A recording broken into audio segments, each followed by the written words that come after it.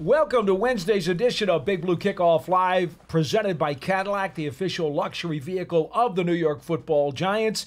We are here on Giants.com every weekday, live from 12:30 p.m. Eastern Time for 1 hour to talk Giants football as well as some other NFL stuff, should you choose. Our number is 201-939-4513, 201-939-4513. And as always, if you missed the show live, you can catch an archive of this show on your favorite podcast platforms everywhere, the Giants mobile app and at giants.com/podcasts. I'm Paul Dottino. He's Matt Citak. Citak. Schmeelk has got me all screwed up with this guy's name, but we're going to get it. It's like Thiesman and Theismann, right? And Dorsett and Dorset. We just got to put the right emphasis on the right vowel. So Citak is with me. I'm Dottino. He's at Matt Citak, and I'm at Giants WFAN. If you choose to hit us up on Twitter. First up, we're going to be talking about what Joe Schoen, the Giants general manager, said yesterday at the Senior Bowl practices, which are continuing today. John Schmeelk is down there. We expect to hear from him at some point today. I've already watched the morning practices involving the national team and saw some really cool things. Shea Tierney, the Giants quarterbacks coach, is the offensive coordinator of the national team, and so I was very interested to see some of what they were doing. We'll talk about that in just a little bit. Again, our number is 201-939-4513. If you want to give us a call, we'll be very glad to talk to you. Matt, Joe Schoen yesterday, though, in addressing a number of things, and let's take them one at a time because there were three particular items that all the writers had talked about in today's editions of their newspapers. Number one, the Giants are picking at 6. They have a host of needs, and the board is wide open. It could be a quarterback. It may not be a quarterback, and it could certainly be a host of any other positions. Joe was not going to be committal in any way, which is exactly how he should handle this. Of course. I mean, the draft is a little under 3 months away. We still have the combine. We still have prospect interviews, pro days. There's still so many things to come that could change prospects' draft stock, help them rise, help them fall. I mean, as I was talking to John a couple of weeks ago on BBK, there are guys right now that are not projected to go in the first half of the first round at this moment who will end up going in the top 8, top 10 picks once the draft comes along. So no GM across the NFL should be setting their draft board and, locking it in or locking in a set position at their draft pick when there's still, almost 3 months to go before the draft. Now, of some interest, the Giants do have a number of coaches involved in both the Shrine Bowl and the Senior Bowl, which does give them a little bit of a leg up on finding out about these players before they get to the combine at the end of February. Now, in particular, Mike Kafka is head coach in the Shrine Game, or the Shrine Bowl as it's now called. It used to be called the Shrine Classic and the Shrine Game. It's now called the Shrine Bowl. He's a head coach there, and Shea Tierney is the offensive coordinator of the national team in the Senior Bowl. Those are the two most important of the Giants coaches who are at these All-Star games. Yes, definitely. I mean, we should also mention, Angela Baker is at the Shrine Bowl as a tight ends coach. Yep. While I believe Mike Adams is one of the special teams coordinators at the Senior Bowl, and Michael Gabriel, the new special teams coordinator, is also at the Shrine Bowl? He's the special teams coordinator at one of the Senior Bowl, I thought. The Senior Bowl. Okay. So then we have both special team coordinators of the Senior Bowl. Now, the thing about it is, you get more hands-on with these guys, and we've talked about that on some of these other shows in the past. Now, for me, the head coach, having Kafka as a head coach and having Tierney as an offensive coordinator, I think those carry a little more weight than the other spots, with all due respect to the other Giants coaches. Definitely. And like today, and we'll talk about this later, but Tierney was mic'd up during ESPN News coverage of the Senior Bowl practice today. I thoroughly enjoyed listening to him in terms of calling plays and in terms of coaching up the quarterbacks. Now, I will tell you this. For those of you who want the Giants to take a quarterback, most people believe that the top 3 quarterbacks will be gone by the time the Giants get to number 6. You following me, Matt? Yes. Okay. I happen to have a favorite quarterback in this class, and it's Bo Nix out of Oregon. Many people think he should be number 4 on the list. I'm not so sure that he should be number 4, but I'll give the majority their due. I just say he is clearly, in my opinion, the top quarterback in the second rung of quarterbacks, according to most people. Yeah, I mean, that tier of quarterbacks that you're talking about, they have a few, talented quarterbacks. The top 3 are the top 3, and as you said, a lot of people are projecting them to be picks 1, 2, and 3 in this year's draft.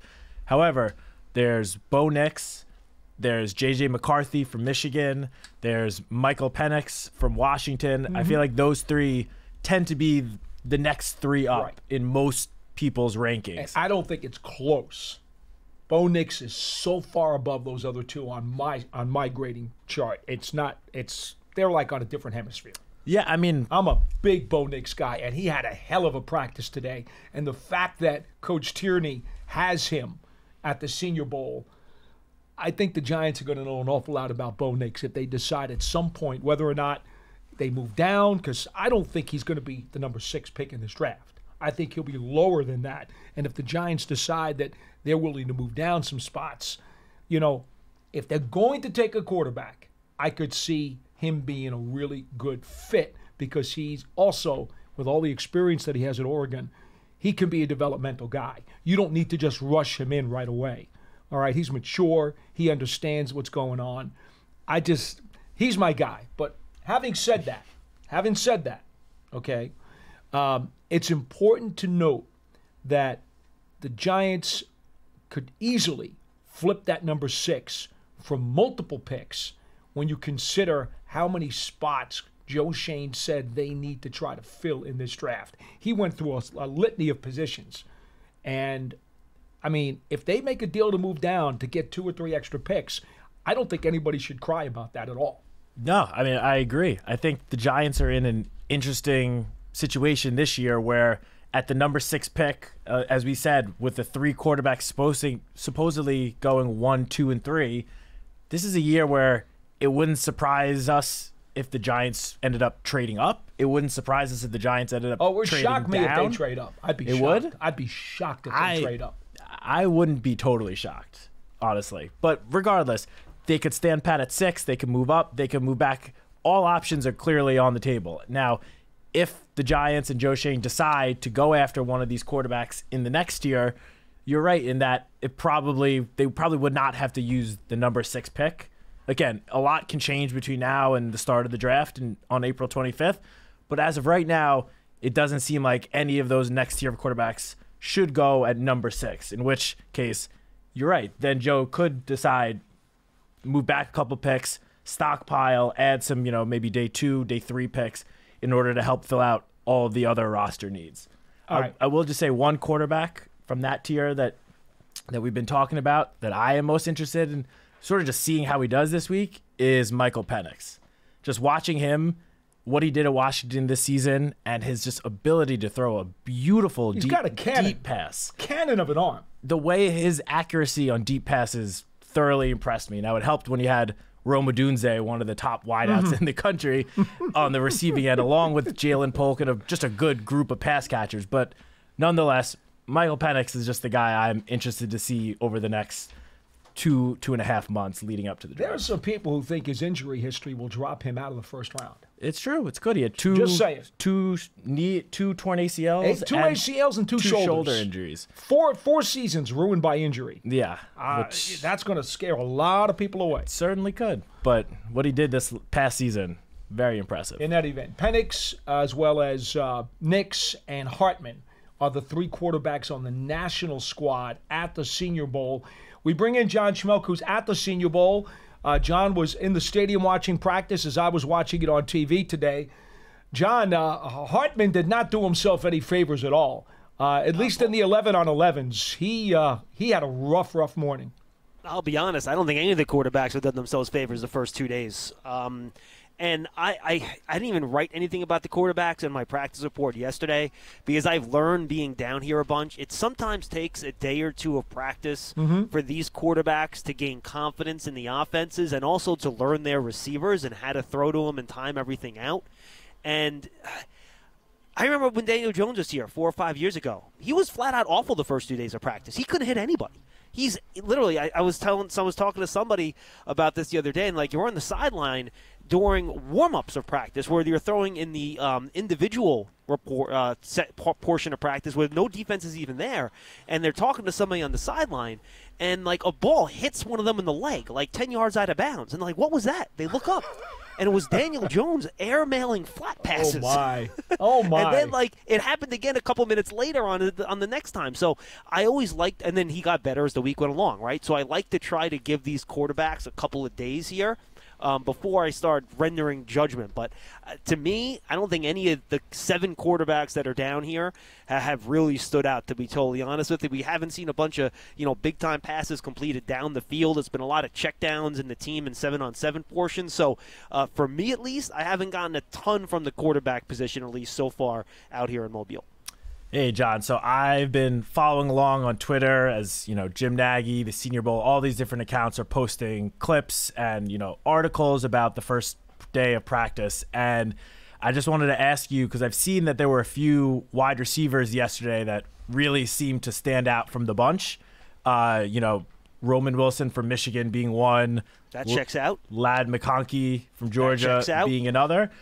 So I just wanted to ask what you've seen from some of the one-on-one wide receiver versus cornerback matchups on the first day and a half. Yeah, Wilson and McConkey have by far been the 2 best route runners here, and they've been able to consistently create separation at the top of their routes. No one's been able to cover Roman Wilson.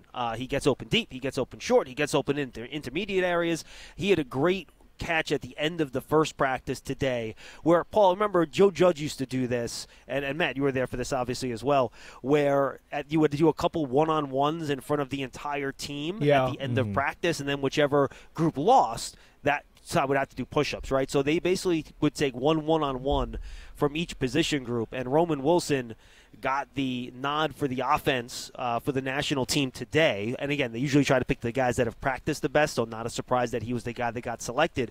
And he went against who's been the best cornerback on both rosters here. That's Quinton Mitchell out of Toledo. He had an interception in today's practice as well. He's been fantastic. He's going to be a first-round pick. And he basically made him stumble at the top of the route. Then he went to the sideline. I think it was Michael Penix at quarterback. He throws an errant pass. He has to reach back behind him over his head. He reaches up, grabs it with one hand, gets 2 feet in as he falls out of bounds. So Wilson has been phenomenal. I think Jim Nagy made a Tyler Lockett comp for him the other day, which I actually think is pretty good. He's 5'10", 186, so he's not the biggest guy, but he knows how to play wide receiver. And then Ladd McConkey, he has not practiced yet today. That's the practice we're waiting to get started here down in Mobile. But he turned one poor cornerback around on a route the other day where he has him in the middle of the field. He fakes outside, then comes back inside. And the poor cornerback's twisted himself into a pretzel, and he got about literally 10 yards of separation. I don't know what he's going to run in the 40, McConkey. He might only be a high 4.4s guy, but he runs routes. He's very quick, and he's got great hands. So I think both those guys have probably been the 2 best wide receivers here. One of the guys most worth mentioning at that spot, Matt, today, I would say is probably Devontae Walker out of North Carolina. He's 6'1.5", 197 pounds, and he has gotten himself open a lot.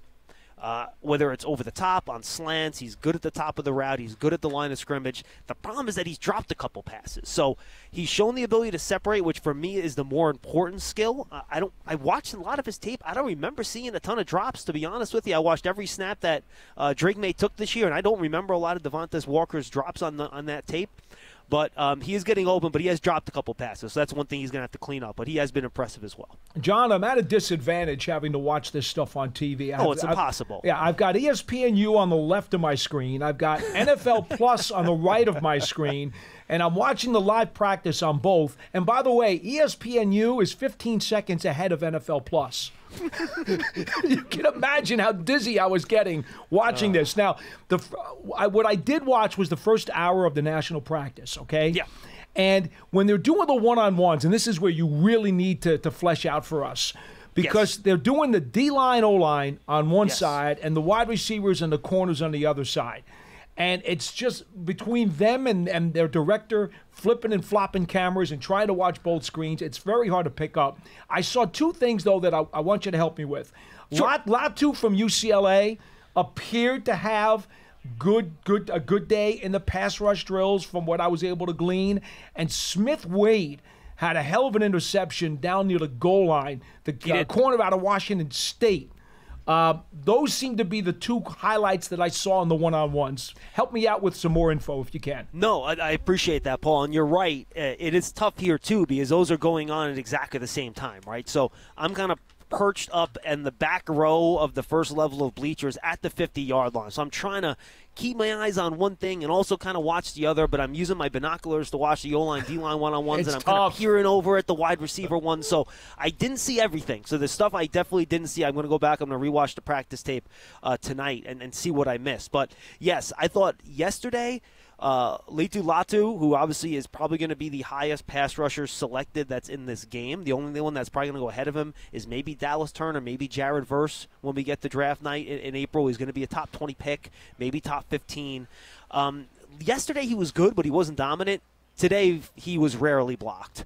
And that was in the one-on-ones and even in the team drills. He was very, very effective. He's got a full bag of tricks. He's got really good technique. He has a full repertoire of pass rush moves. He was very, very good, as he was every week, and as he was during the season, I should say. And you're right. That was a really nice interception. There was Melton, the Rutgers corner, had a strip on the sideline during team drills. So that was a nice play out of him. Who else today made a couple of plays? Offensive line-wise, Jackson Powers-Johnson, the interior lineman out of Oregon. He's not going to be the highest drafted offensive lineman here because he's not a tackle, but I think he is the best offensive lineman here in terms of the frequency in which he wins his reps. He's been fantastic at both guard and center, and at 6'3", 334. He is the whole bag. He's good. Talise Fuaga, the right tackle out of Oregon State, he's been very good. He's been one of the more consistent offensive linemen out there. Kingsley Suamatai out of BYU. He's been a little up and down, but when he has a good rep, it's downright dominant. That's from the national team. And then since I was on before the American practice yesterday, I should give you a couple guys from there. Tyler Guyton out of Oklahoma, I thought did a really nice job in practice yesterday. His hands get outside sometimes a little bit too much, but you can tell he's got a nasty streak to him. He has 34.25-inch arms, and he can move. So when you check all those boxes, teams are going to look pretty favorably on you when you're able to play. And then a couple guys on defense that I think you guys will like. Braden Fisk out of Florida State. He's a transfer. He was only at Florida State for 1 year. He's one of these undersized three techniques. He's 6'3", 295. 6'3 and a half, 295. He is able to get upfield. He is lightning quick. He's got violent hands. He's able to penetrate. He's been a huge pain for these offensive linemen to block, which I think for the most part have gotten the best of some of these defensive linemen. I think these offensive line groups have been good. And then one other guy, Paul, for you, Adisa Isaac from Penn State. Yes, I want to ask you about him. He had three team reps today in the team portion. He beat Fuaga 3 out of 4 reps going around his outside. So I think he's been pretty good too. I wanted to ask you about him, and obviously you just did, so that's good, and I'm glad that proved out to be true. Also, Michael Hall, defensive tackle from Ohio State, looked like he was getting into the pocket. Yeah, and, Michael Hall's an interesting guy, Paul. I watched his tape in the offseason because he was supposed to be a first-round pick this year. He's younger. I believe he's only a junior. And his tape from last year, it was a little inconsistent. And I think he had an injury, too, that cut his season short. But you saw all the tools, right? Or maybe that was 2 years ago he got hurt. Either way, you saw all the tools. And then this year, he just really wasn't that productive at Ohio State. He did not have a great year. But you're right. He has been very tough to block. He's one of those undersized guys, too. He weighed in at just 280 pounds, all right? And he's a defensive tackle. He's not a defensive end. Yeah. So that's going to be a guy. He's a technique guy. You go back to like Kalijah Cansey last year, right? It's going to be someone like that where it's going to have to be a specific scheme where you know how to use them. But, yeah, in terms of like raw defensive tackle athleticism, he's been very, very good. One of the other guys I wanted to ask about, John, I know you mentioned Dallas Turner, and he's definitely, the Alabama edge rusher that gets the most attention, but his teammate is down in Mobile this week, And at least according to Lance Zierlein of NFL.com, Chris Braswell, the edge rusher from Alabama, was one of the standouts from yesterday's practice, at least according to Zierlein. What did you see from Braswell during yesterday's practice? Yeah, Lance has a good eye. He's 6'3", 257 with about 33-inch arms, so he's got good size. And, you know, when I watched him on tape this year, I saw him as more of a guy that was kind of an athlete off the edge. He'd get around the corner and use his athleticism. I've been actually pretty impressed with his power rush. He's gotten his hands inside on a couple of these offensive tackles that obviously outweigh him by 50, 60 pounds, and he's been able to push him back into the backfield. So much like Latu, I'm looking forward to him in the second practice today to kind of open up a little bit. I'm curious. I'm very anxious to watch him in one-on-ones. But, yes, I agree. I think in terms of pure edge guys, after Latu, he's probably been the second or third best edge guy. The other edge guy that's been good, though, I didn't notice him in the early practice today. I'll have to go back and rewatch his reps. Marshawn Nealand out of Western Michigan, he's 6'3", 268 with 34-inch arms, and he actually on their Zebra player tracking systems, he had the fastest defensive line speed on the field in day one of practice as well, and he was almost about like a mile and a half per hour on that tracking system. So he's another one of the edge guys that have been good. But yeah, Braswell, he's going to try to fight himself into the back end of that first round. He's very good. He's athletic. And I'm looking forward to watching him here in practice number 2. Go up against guys like Tyler Guyton, guys like Patrick Paul, and some of the other pretty darn good offensive linemen that are here. John, before we let you go, what time did Joe Schoen talk yesterday? Did you have a chance to discuss that on the program? He did talk early yesterday at 8:30, but I did not have a chance to discuss it on the program. But I'm happy to do it with you now. If you like. I got plenty of time. Practice hasn't even started yet, so I got plenty of time, guys. Well, our lines are full, but give me a quick takeaway or two. What I took away from what Joe Schoen said, look, I think options are open. I don't think the Giants are married to anything. I think they're going to feel out this process in terms of draft and free agency. They're going to set, and look, we talked about this before, Joe Schoen, right? He's going to set price points where he says, look, I think in free agency, these guys are worth X, and, you know, that's how we're going to attack this, and they'll work through it. There's guys they want back, and they will try to make it work from a deal perspective. And then in the draft, look, there's a lot of needs. And I think you look at that pick at number 6, I think you can find an elite player there if you stick. I heard you guys talking before I came on. I would not be surprised by a trade back. I would not be surprised by a trade up. The problem is that I don't think any teams in front of the Giants are going to be looking to trade back.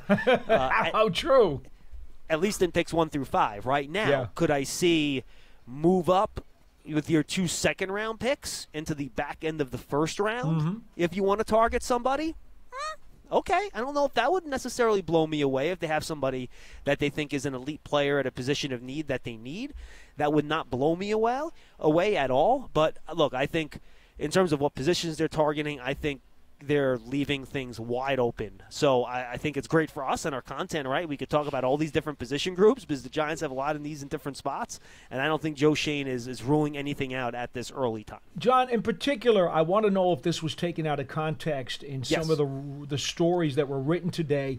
Did he give a schedule on Daniel Jones's knee rehab, or did he not? The writers were saying that Joe said there was a chance, or a good chance, he's going to be on schedule for the start of training camp. Did I read that incorrectly, or is that out of context? I do not remember hearing a specific time, but I can go back and listen to it. But I don't recall him giving a specific timeline on the injury. Yeah, nobody had it in quotes, but they had written it as regular prose, as if he was expected to be ready for camp and would be the starter. And I was like, I'd like to see a quote on that. I don't know that Joe's ever locked himself into a schedule. Well, I mean, Joe Schoen has said if he's healthy, he's going to be the starter week 1, right? Like, he has said that. Yes. And I think we know just by timelines that I think beginning of training camp is a possibility. But, no, I don't think – unless, again, maybe I missed something, but I don't remember him giving a specific date and Yeah. because blocking what a month and change I off know. the surgery It would be early. It would be very early. I think it'd be really early to put a specific time. I just wish there was video or audio available from the conference instead of having to just read the text from the writers. But anyway, it is what it is. Okay, well, maybe I will see about getting the on-the-record stuff to you, Paul. Thank you, John. I'll try to send that to you. Appreciate it, man. Enjoy Yes. the rest of the week. We'll talk All to you right, tomorrow. guys, and I'll talk to you tomorrow. I'll be You got back it. with you. Take care, John.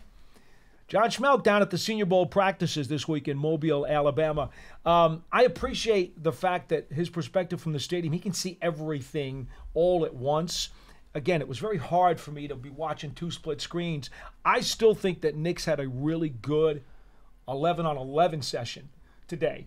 And Shea Tierney seemed to be very pleased with him when he was mic'd up during that session. Penix was probably the second best, and then Hartman just had, I had a missing an open receiver, squeezing a pass into the middle that he shouldn't have thrown. He had another ball that was tipped. He was short on a left go route. It was a rough day. But let me make something clear to you, Matt. The circumference of an NFL ball is a half an inch, the radius, I should say, is a half an inch larger than an NCAA ball. And for many of these players who are going to these college all-star games, this is the first time they've ever picked up an NFL ball or thrown an NFL ball. That can be an adjustment in itself. Oh, 100%. So, like when John says to you the first day or two of Senior Bowl practices, like even last year, he wasn't as impressed as things appeared later on in the week. I can understand where that could happen because there was at one point, Shea Tierney was talking to, I think it was Michael Penix and one of the receivers, and they were trying to do a route, and Shea was explaining the route as well as he could. He's like, "Oh, do you know what this is?" Blah blah blah blah, and like, the player's like, "I think so." All right, well, here's what you're gonna do. You're gonna go 15 yards down, 15 to 18 yards. Then you're gonna make the in cut. You're gonna turn. Oh, okay, Coach, we got it. It's kind of fun. That's why I enjoy ESPNU because they got the coaches mic'd up, and I enjoyed listening to that. But it also goes to show you what they're dealing with. This is not a perfect situation for any of these prospects right now. No, definitely not. I mean, as John mentioned, especially when it comes to team 11-on-11 drills, wide receiver versus cornerback drills, these are quarterbacks working with wide receivers that they've never thrown the ball to. Exactly. I mean, we see it at the beginning of Giants training camp each year. It takes a couple of days of practice even, despite having an offseason where, the last couple of offseasons, Daniel Jones has gotten together with the Giants pass catchers. Mm-hmm. They've had OTAs. They've had minicamp. But still, you get to the beginning of training camp, and the offense typically has a little bit of a slow start. You see quarterbacks trying to figure out the wide receivers figure out where the quarterback likes to throw the ball. Like, it's a process. And these are guys from schools all over the country that have, for the most part, never played together, trying to figure each other out, in a matter of a couple of days with NFL talent evaluators all over watching every single step they make on the practice field. Now, it sounds really silly when I say this, but it happens to be true because if you've talked to receivers, they will tell you that it can be an adjustment. In college, the NCAA ball has two white, what's the word I'm looking for? Almost like ribbons, one around each side of the belly of the football. Okay, there's a white stripe. It's a stripe, not a ribbon. It's a white stripe around the belly of the football that's towards the ends. The reason that's there is to make the ball easier to see for the receivers. So when the ball's coming in and spinning, they can see the white stripes as they're spinning, and it tells them where the tip of the ball is and where the back end of the ball is. In the National Football League, they don't have that. Okay? The ball doesn't have the white stripe.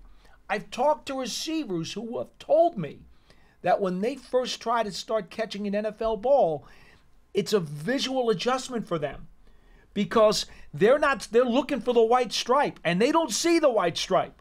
And part of that is for depth perception as the ball's coming in.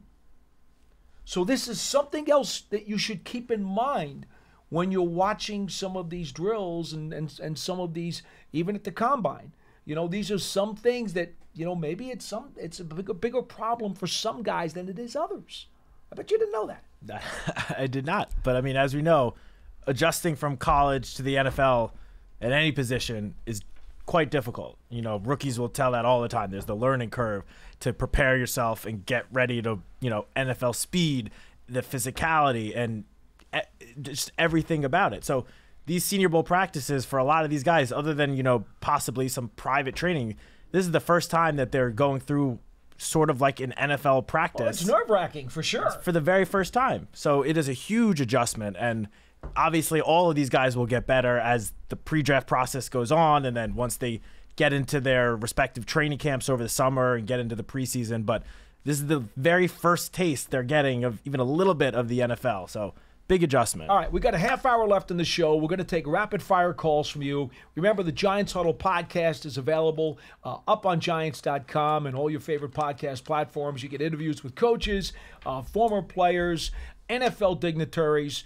It's all there. Don't forget to leave a positive 5-star review on Apple Podcasts if you can. It lets everybody know that you like the show. Subscribe. There's all kinds of stuff on there. A ton of stuff from John from the Shrine Bowl and from the Senior Bowl. So check it out. Also, Giants season memberships are available coming up for the 2024 season. Again, no reason to just leave your Giants fandom at the door during the offseason. You can still get involved, and season subscriptions are available. All you've got to do is go to giants.com/tickets, and there is limited inventory available for 2024, so check that out when you get a chance.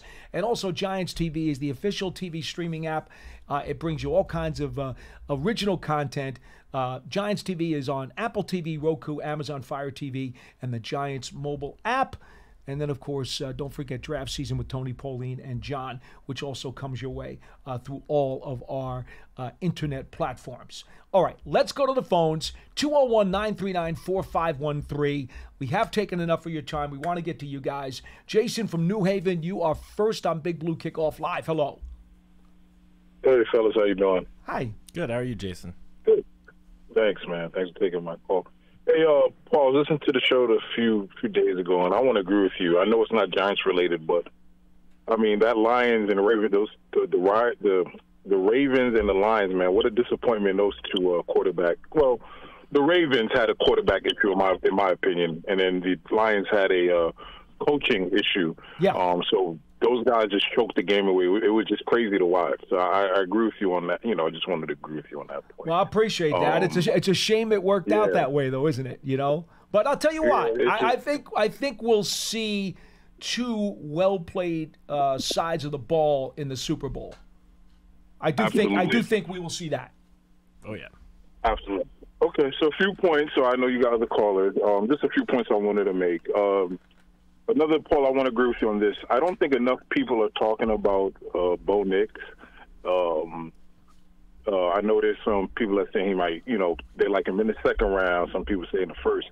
I always say this: if you, as an organization, believe this guy is the guy and you can mold him to what you want him to be, then you take him. I wouldn't want to get into this, well, we're not going to take him and wait to the second. Either you like him or you really love him or you don't like him. So that's just my opinion on Nix. Two other points, if I may. Absolutely. I would add this to you. Remember, there's always that thought that if you can grab a guy late in the first round, you get that 5th-year option on his contract, which becomes incredibly valuable, specifically when you're looking at the highly priced quarterback position.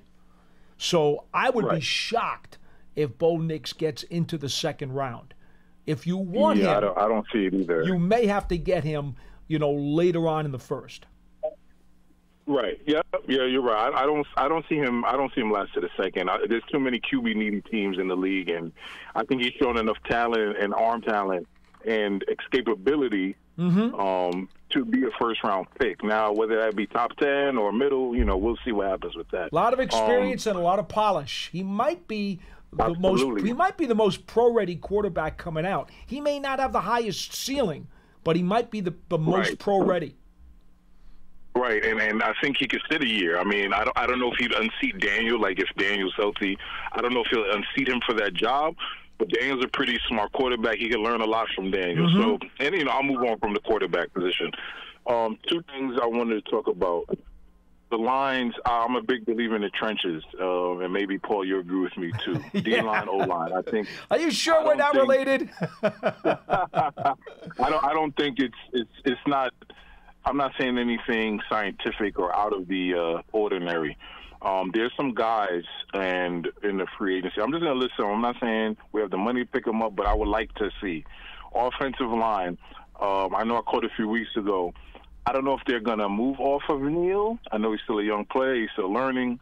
But I said a few weeks ago, he needs some competition. I don't think the job should just be handed to him anymore. I think that's kind of out the window.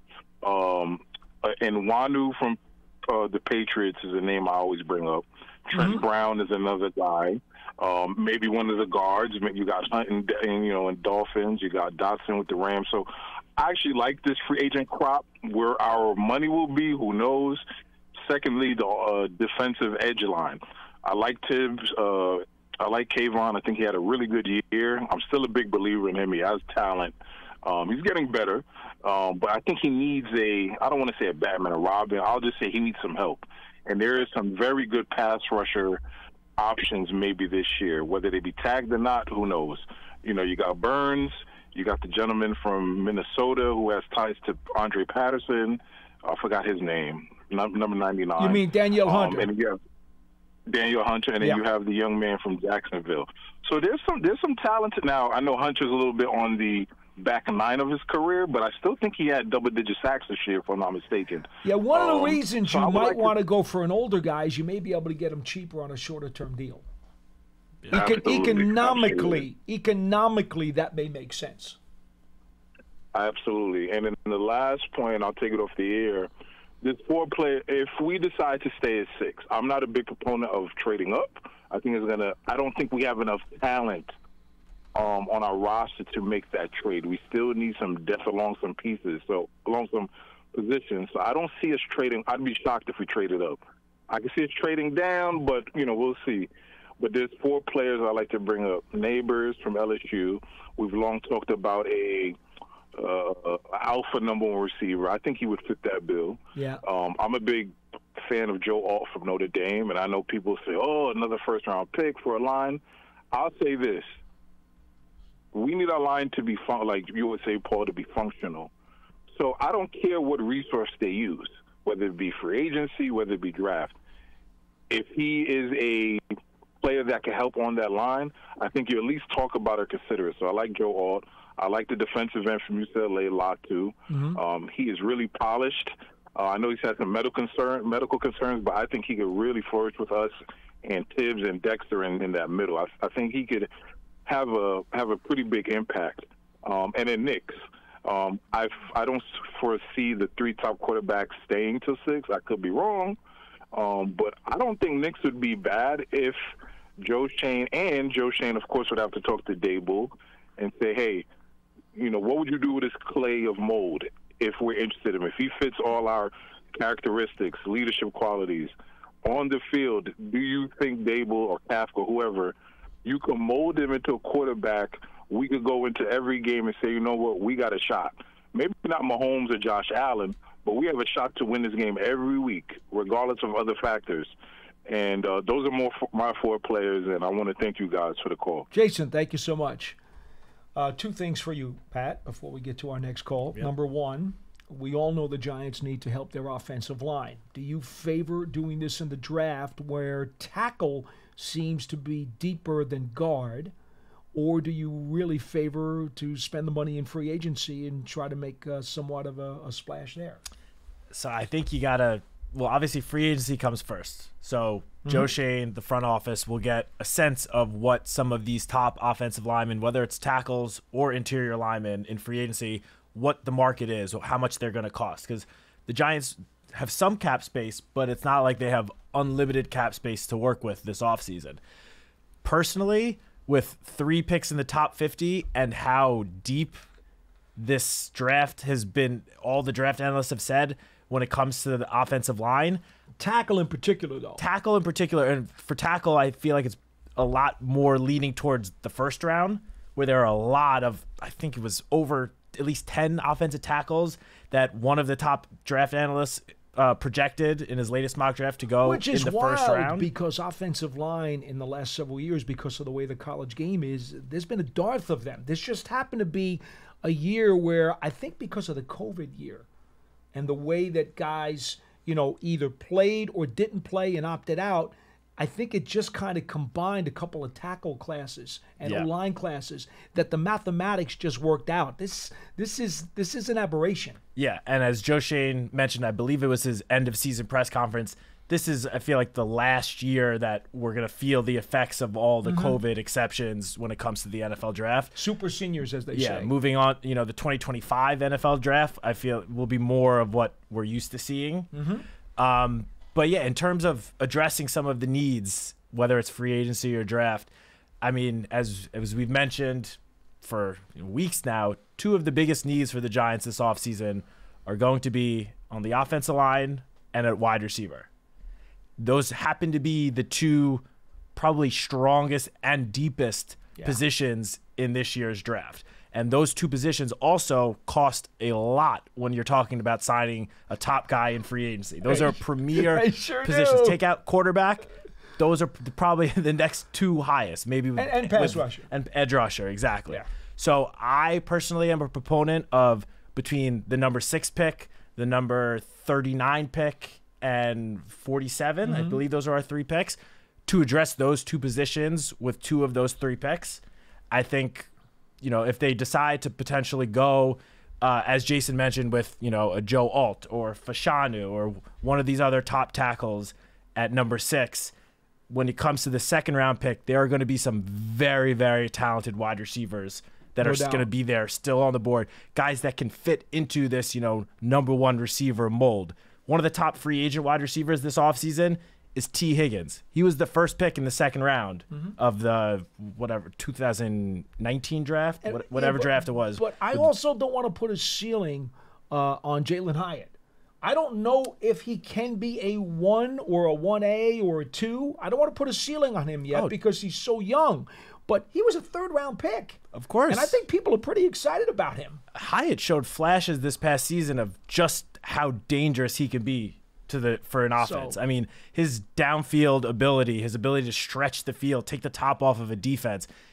I mean, Darius Slayton has been a great deep target for the Giants for the last couple of seasons, but having the two of them together in an offense, if you could also add just potentially, that number 1 alpha receiver. And this is a deeper receiver class than last year's. Yeah, because as you said, Hyatt showed flashes of greatness this past season. However, with his size, he's not going to be, unless he bulks up significantly, that number 1 X receiver that's going to make, multiple 5-6 contested catches every game. That's probably not his exact skill set. Of course, he could develop and grow into that. But as of right now, he's with still a baby. his on the smaller side of, body frames for wideouts, maybe that's not what he grows into. But yeah, I mean, Jalen Hyatt, I feel like, is going to be a big part of the Giants offense this upcoming season and in future years. And Wan'Dale Robinson, the second half of the season, finally seemed like he was over the torn ACL from 2022 and started showing that explosiveness that we saw at Kentucky, why the Giants took him in the second round of the 2022 draft. He really looked like he was fully over that injury. And between Wan'Dale, Hyatt, and Slayton, who will be back this season, that's the beginnings of a very strong wide receiver class. If you could add one more, number 1 alpha dog to that group, there's no limit to what that group could accomplish. 201-939-4513. Cliff in New Haven is on line 2 on BBKL. Hello. Hey, it's Cliff from New York, man. Oh, it says, hey, Pearson. My bad, Cliff. Our all-pro producer has Cliff from New Haven on the screen. Okay. Well, when you're going to be in a show, you start in New Haven. That's all right. Anyway, listen, great stuff, guys. I'm rooting for Joe Schoen to get an offer from the people behind him to trade up for the tight end that Parcells would say, let's not put him in the Hall of Fame just yet. And the guy that is willing to learn to block. I'm hoping somebody's dazzled by his Hall of Fame credentials and gives Joe a great offer because in spite of all the progress that's been made from the desert that Gettleman took over from both Gettleman and Shane, I'm afraid we're still suffering from that 2018 state of affairs where none of our draft picks were re-signed by us or were found on anybody else's roster. We're still recovering from that, I think. And I'm looking at the Cowboys with 3 All-Pros on the offensive line. 2, only 1 as a tackle, by the way. The Eagles, and I think, are still formidable regardless of what happens with Kelsey. And I'm hoping that somehow the 3 technique can take on a higher priority, because when it comes to complementary football, isn't there something special that happens to the whole team when we get some pressure up the middle, man? And I don't know if there's anybody that qualifies, but I was glad Schmeelk mentioned Fisk from Florida State. I watch very little college football, but I saw him on TV against Louisville, and I said, I want that guy, but I have no clue.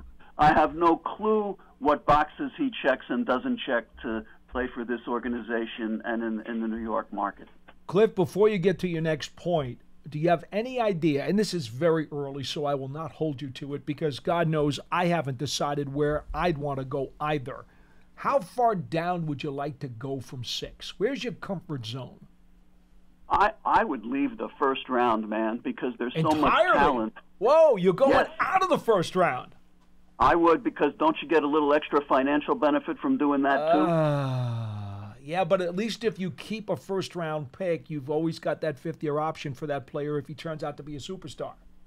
The other end of it. And you will save money by going down, because every slot has an appropriate amount of money, delving out to him. So if you go down to 12 or you go down to 15, you are, in effect, saving money. Yeah. 100%. Well, I think with Joe Shane showing what he could do with very little money that first year, which was incredible what he did that first year, he knows how to use very little money. So I would lean on that. The other thing is the most important improvement might have been made already with the hiring of Aaron Wellman. If we take this present roster and it's healthy, I'm back as a wild card contender right away. Unfortunately, that's in the way we are in the division and in the conference. That's still a long ways from being a contender, really. Yeah. Without some major improvement in both lines. I hear you. Thank you, Cliff. 201-939-4513. We go to Bob in Myrtle Beach. You're on line 3 on BBKL. Hello. Hey, good afternoon, gentlemen. Thank you very much for taking Thank you for call. calling. Yeah, no problem. So I was listening to the beginning of the show, and I had to call in, just hearing what you guys were saying. And, Paul, I totally agree with you. I'm a big Bo Nix fan. I think that this kid is going to develop into a very solid NFL quarterback.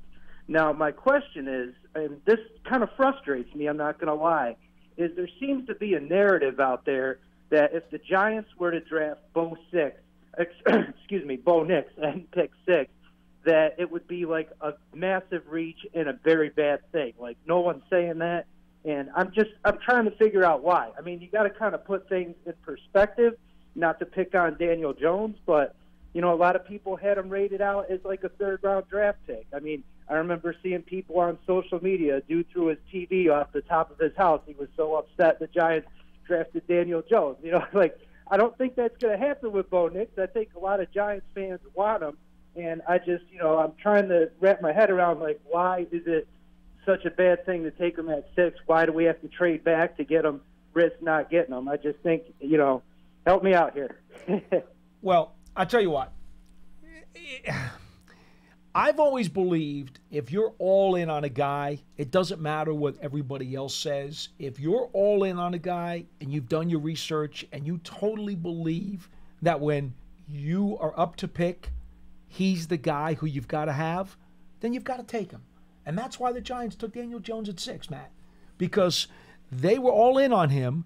And they also had, as I have also come to learn, there were 3 other teams that were going to take Daniel Jones if the Giants passed on him at 6 and waited to grab him at 17. He would not have been there. Yeah, that, reports of him having a 3rd-round grade, I don't believe that to be true. Not at all. Slightest. Not There's at all. no way he, as Paul just said, there's no way he would have even dropped another 11 picks, let alone another couple rounds. he was widely regarded as a high to mid first-round pick, which is where he ended up going. Now, here's the problem. When you talk about 6, now, follow me with this, Matt. Maybe this is just a figment of people's imaginations, but they think the top 3 picks could be QBs, right? Yep. Okay. We know that the 2 receivers, Harrison, Odunze, and probably Neighbors, make it 3 receivers, are probably also going to be top 10. Yes. So that's 6, right? Yep. Alt is probably a top 10. That's 7. Bowers, the tight end. Yep. Okay, that's 8. I mean, do you wanna go another person or 2? I mean, a lot of people have Fasciano in that group Yeah. as well. I mean, he's probably sketchy at 9. Is there a 10? You think there's a 10? I'm looking at the list. I don't know that there's a for sure 10. For sure 10? No. I believe There's probably a for sure 8 out of 10, though, right? The offensive tackle, I forgot his name, from Oregon State that John mentioned before, who's down at the Senior Bowl. Fuanga. Yes. He, I feel like, could easily end up finding his way up to 10, See, I think especially with a strong week this week. I think if Latu does really, really, really well coming up in the next couple of months, he might sneak up there too. But I think there's probably 8 for sure that are going to be top 10, and then you could probably argue about the last 2. Yeah, I mean, Dallas Turner, a lot of people believe could sneak into the top 10 as well. So, yeah, those 8 guys that you mentioned, all on the offensive side of the ball, I would be shocked if any of them, barring something crazy happening over the next 2.5 months, if any of them dropped out of the top 10. Okay, so Bob, right there, when you hear that, okay, you understand now why somebody might say to you, how can you pick Knicks at 6? Because there are 8 bona fide, probably unanimous players who are considered blue chips higher than him. Now, if you believe in taking the best player available, which many teams do, then you'd have a hard time taking Knicks at 6. That's all. And so no one's like besmirching him or disrespecting him. I suspect he will go lower than 6. I suspect he will. How much lower? I don't know. I wouldn't be shocked if he's in the top 12, to be frank with you, because people need quarterbacks. And I think he's going to be really good. So yeah, no, I agree with you guys. I guess, final thing before I go out there, I'm just saying, you're talking about 6 to 12 and stuff. I mean, like you just said, Paul, though, if you believe in the guy and you think he could be the franchise quarterback moving forward, I think you got to take him, man. It only takes one team, right? It only takes one team to have an all-in belief on a player, and they're taking him. And they won't care what number it is. And if they happen to be before you, well, then guess what? They got him. It's that simple. Well, I hope Joe Shane loves the man. Thank you, guys. Appreciate the call, Bob. I also just want to point out, we're having all this draft talk. It's January 31st. As we see every single year in the pre-draft process, during the combine, during pro days, there are quarterbacks that rise up. Quarterback is the most important position on the football field. No one's going to argue that. Every single year, we see guys that around this time are not projected to be top of the first round picks that end up finding themselves landing in the top 10 come the end of April. So while right now people are saying guys like Bo Nix, J.J. McCarthy, Michael Penix, a lot of people are saying, like they should not be top 10 picks. By the time the draft starts, there could be very, very different evaluations out there. Absolutely. So just something to keep in mind. And there are also things that will come out in the personnel folders of these players. Yep. Remember Tunsil on draft night? The video didn't do him any favors. No, and look at him now, an all-pro left tackle. Yeah, right. We reversed the special teams coaches, by the way. Adams is at the Senior Bowl, and the lead special teams coordinator is at the Shrine. We reversed them before. I wanted to just fix that for everybody. 201-939-4513. We've got about 5 minutes left. Lines are open. If somebody wants to try to get in, we'll be very glad to get you in real quick before today's show is over. Now, one thing that Joe Shane did talk about, or 2 things that we did not talk with John about.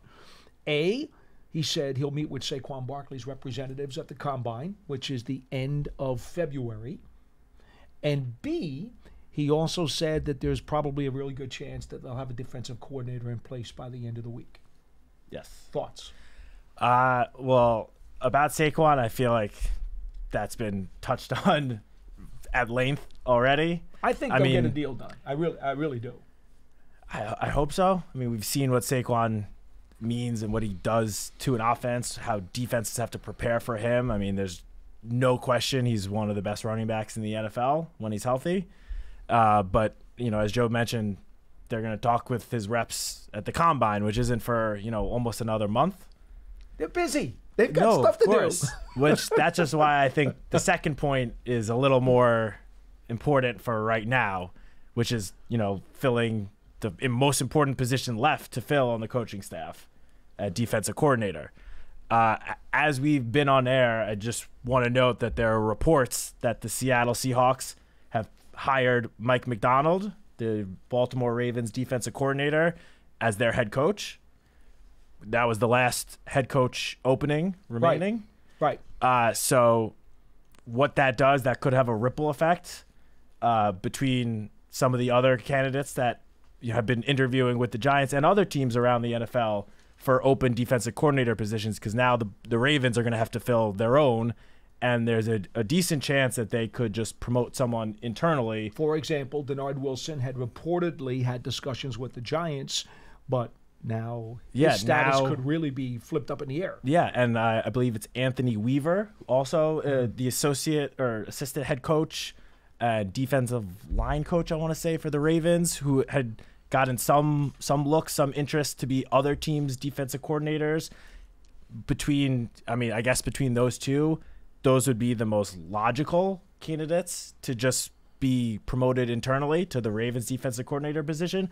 But again, that could have an effect on the Giants' plans if those reports are true and the Giants did want to bring Wilson into the fold. Final thought, Joe Schoen also said when he was asked about the DC spot that he didn't really have a preference as to a 3-4 or 4-3 base scheme coordinator, because he believes that the Giants have enough flexibility on their roster to deal with either. And I have presented that for the last few weeks as a significant question that they have to answer. What style of scheme are you looking for? Joe's leaving that door open, that it could be either style, either type of scheme.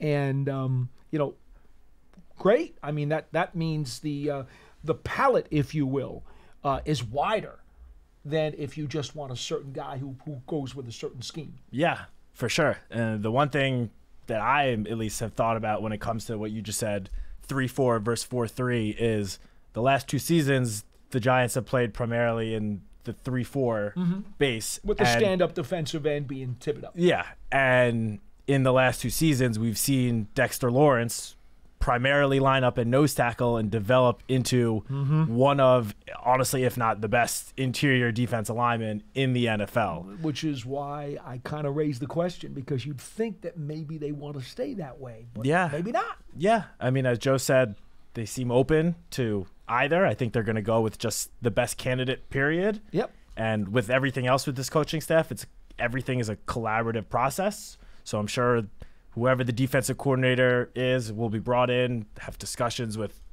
Brian Dable, with maybe even Joe Schoen, the front office, and they'll figure out the best way to get the best out of all of the Giants players, which is a common theme that we've seen of the last 2 years since Joe Schoen and Brian Dable took over. All right. Well, that'll do it for this edition of Big Blue Kickoff Live.